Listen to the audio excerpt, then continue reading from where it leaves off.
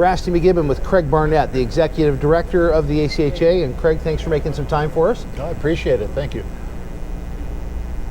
78 teams. How many games? 113 games. 113 games in about 6 days, all under one roof.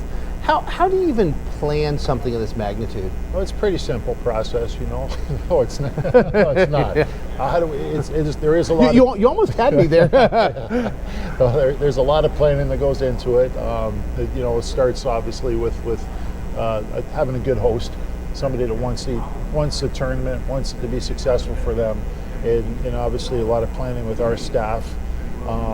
Once we selected, you know, this site here, particularly the New England Sports Center in Marlborough, we engaged with the ACHA staff and the New England Sports Center staff back in August.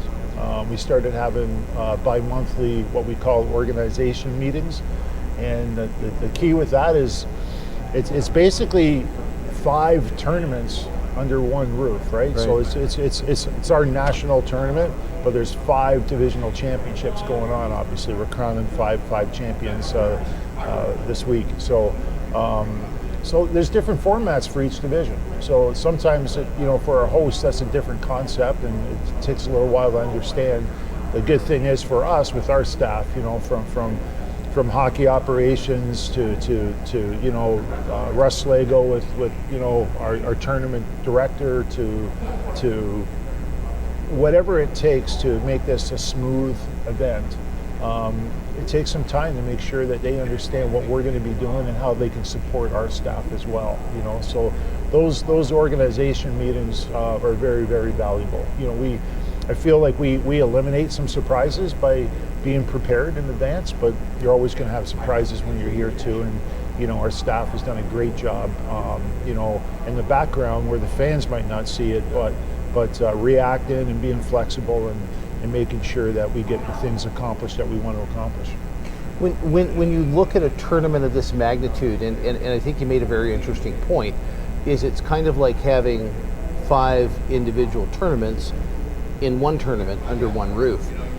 What things do you personally and corporately look at before you rubber stamp, you know, a tournament a success?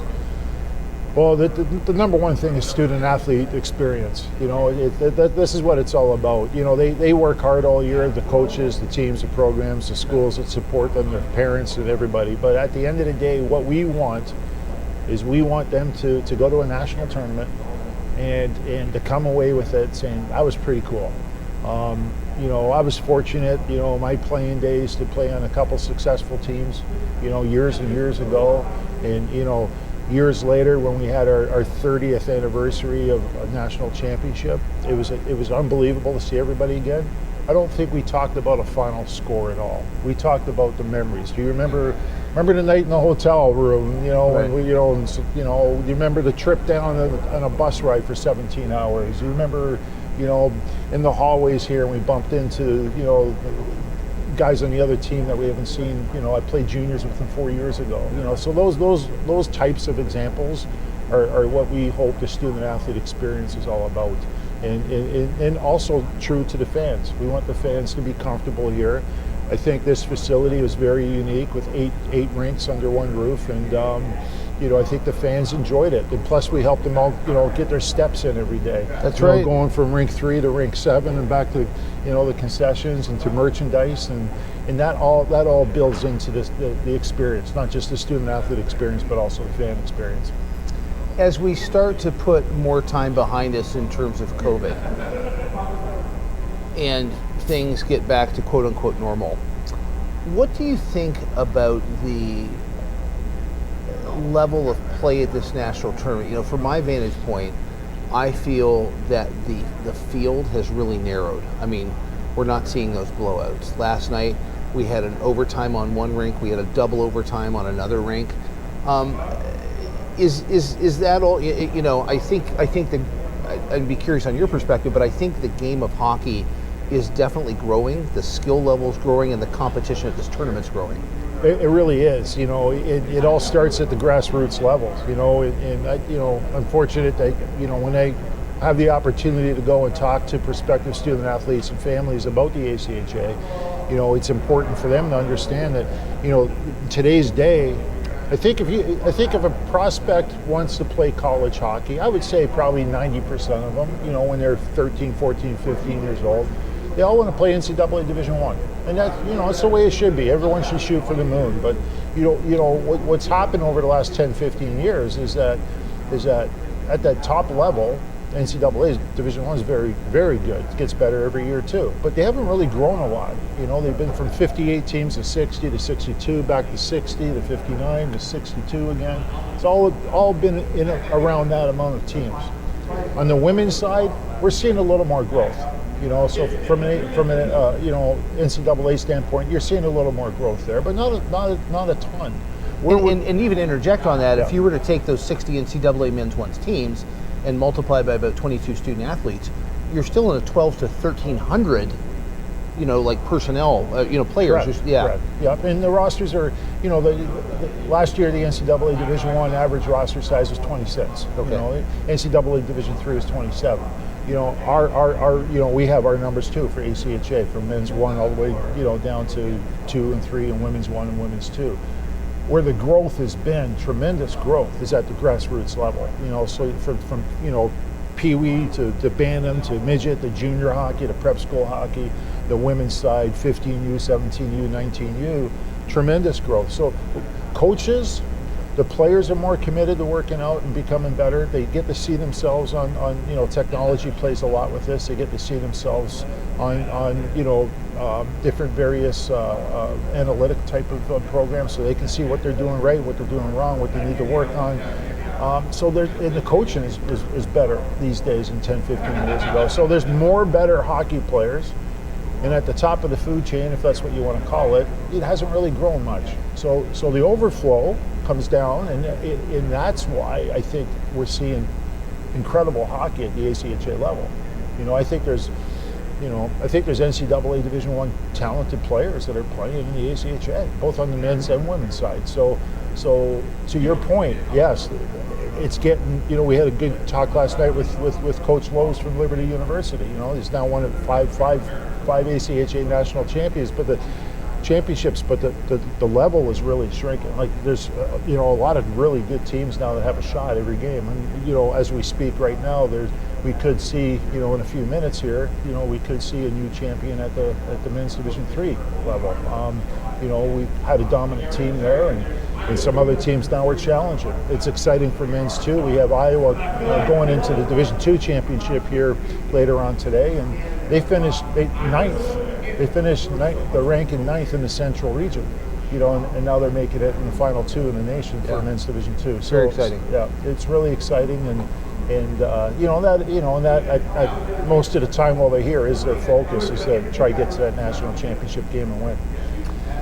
When you start the selection process to look at a site, for this national tournament, what are the things? What are some of the things that you look at or come into play when you're working and narrowing down a list? Well, again, I think the ultimate goal is to replicate what we've been able to do in St. Louis and now here in Boston. Is it's great to have all 5 divisions in one location, but if we can somehow find a facility where we could have it all under one roof, that just adds to that student athlete experience. So you look for those types of amenities in the facility.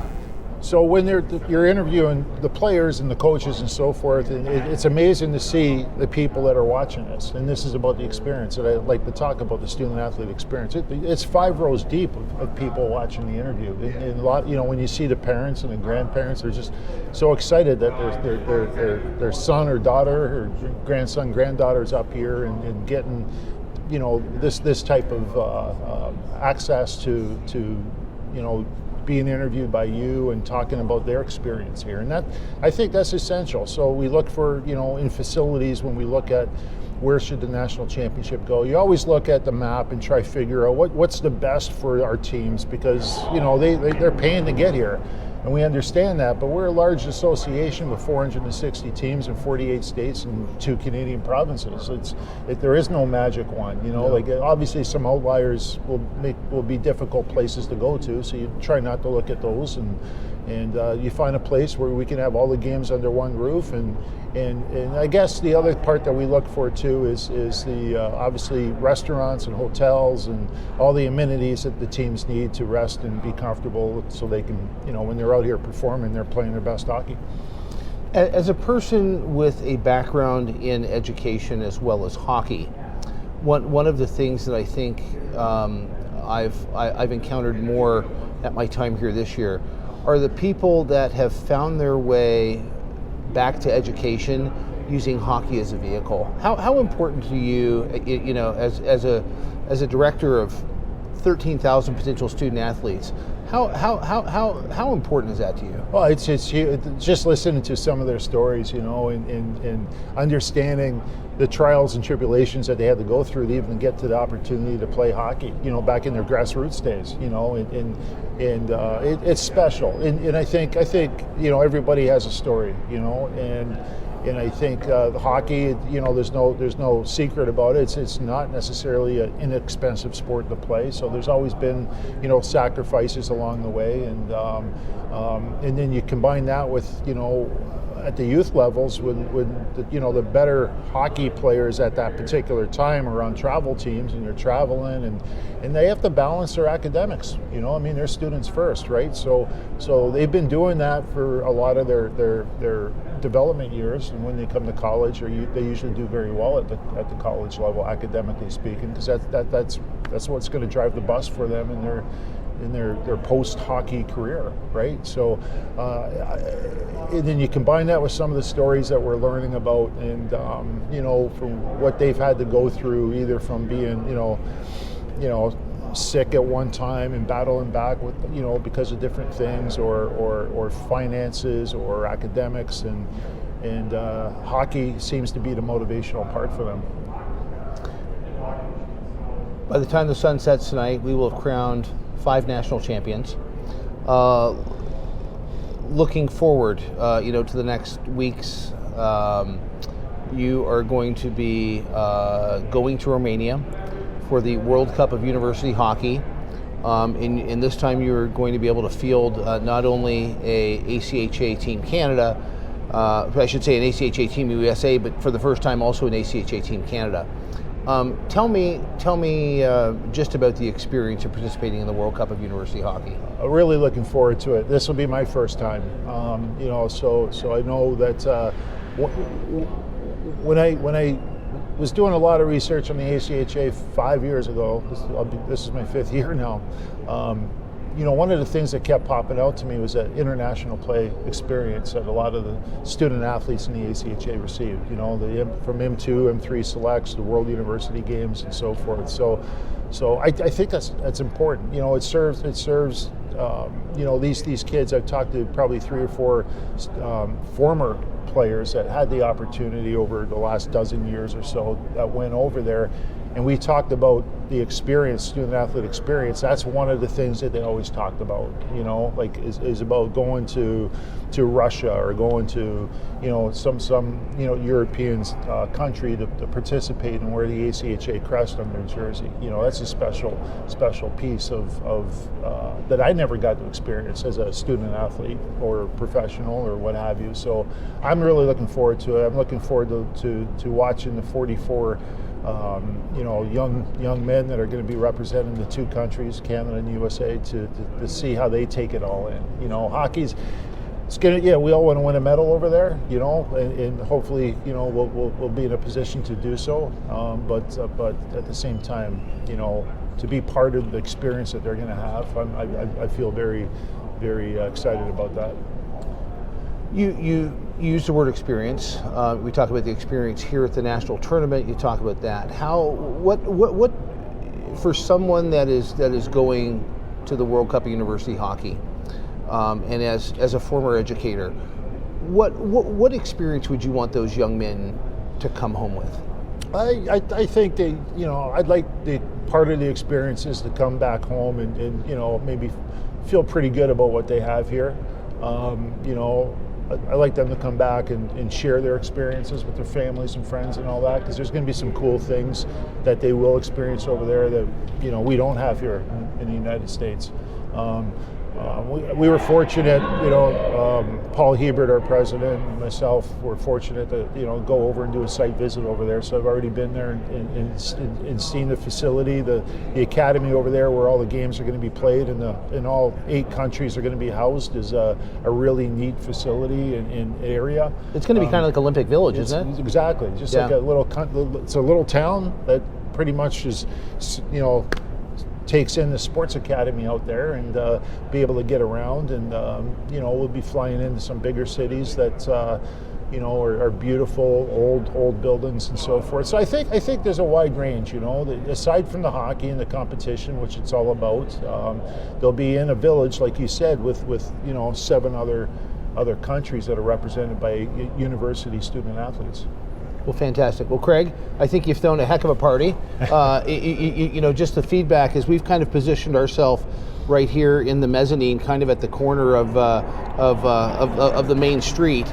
I've gotten a tremendous amount of very good feedback, and I think that really all flows back to you. So thank you for having me. Thank you for what you do, and and all the planning that goes into something of this magnitude. I appreciate everything you're doing, and our staff are just doing an incredible job. Our staff is very passionate about the ACHA, and that's why this works. So thank you. Very good. Craig Barnett, Executive Director of the ACHA.